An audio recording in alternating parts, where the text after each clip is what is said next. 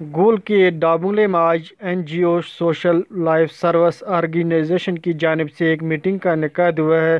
جس میں گول کے معزز شہریوں نے شرکت کی۔ اس موقع پر آرگنائزیشن کے ممبر محمد شفیع جلال نے کہا کہ یہ آرگنائزیشن ملک کی 13 ریاستوں میں کام کرتی ہے اور غریب عوام کی فلاح و بہبود اور غریب لڑکیوں کو مختلف پروجیکٹوں میں کام دلوانے کے لیے بھی کام کر رہی ہے۔ آئے دیکھتے ہیں جاوید لوہار کی گاؤں لیول پہ جو ہے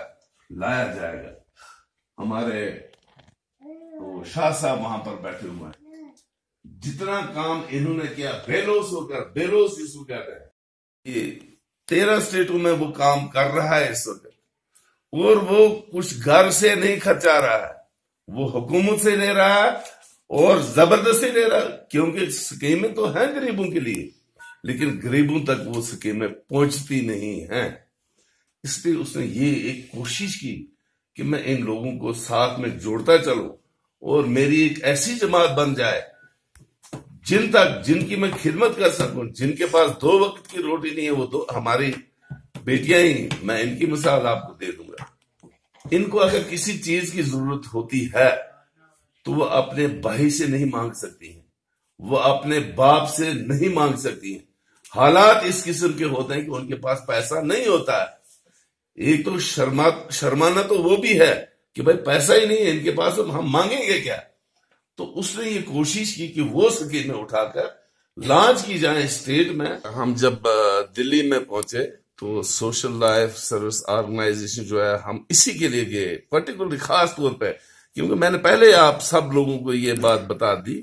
کہ ہم یہ چیز دیکھنے کو گئے تھے کہ ہم لوگ کہیں دھوکے میں تو نہیں ہیں، ہمارے بچے، ہماری لڑکیاں جو اس میں کام کر رہی ہے کہیں وہ دھوکے میں تو نہیں ہے، لیکن ایسا بالکل نہیں ہے۔ رجسٹرڈ آرگنائزیشن ہے یہ این جی او ہے، یہ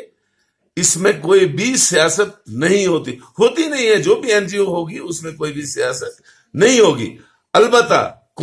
ذاتی طور پر کون آدمی کیا کرتا اس کو کرنے دو، ہمیں اسے غرض نہیں ہے۔ ہمیں غرض اپنے کاموں سے، ہمیں سینٹروں سے غرض ہے، ہمیں مکانوں سے غرض ہے، اور بھی بہت ساری چیزیں اس میں ابھی آ رہی ہیں، آئیں گی، ابھی ہمیں بتائیں گے جو ہمارے اوپر ہیں، جو ہیڈ ہے ہمارے، وہ ہمیں بتائیں گے، ہم آپ تک یہ پہنچانے کی آپ سے کوشش جانیں گے جو سینٹر کھلے ہیں کیا وہ رجسٹرڈ ہیں، کیا ان کے بارے میں آپ تھوڑا تفصیل بتائیں گے؟ جی ہاں، سینٹر جو ہیں ان کے وہ رجسٹرڈ ہیں، لیکن ان کو تھوڑا سا ٹائم جو ہے وہ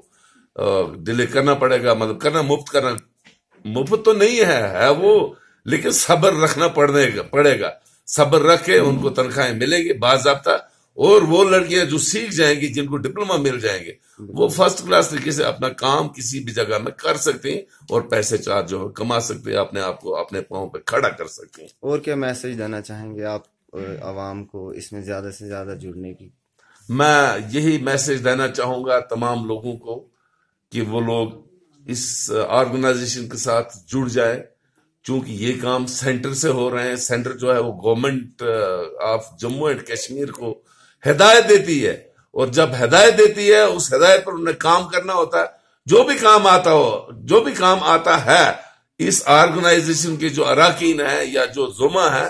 وہ اس کے ساتھ ہوتے ہیں کہ بھائی کہاں سے کیا آیا، وہاں پر کام بنا یا نہیں بنا، اور ان لوگوں کو جو ہے اس میں پرٹیکولر رہنا چاہیے، اور کسی قسم کی بددیانتی جو ہے باقی لوگوں نے بھی نہیں کرنی چاہیے۔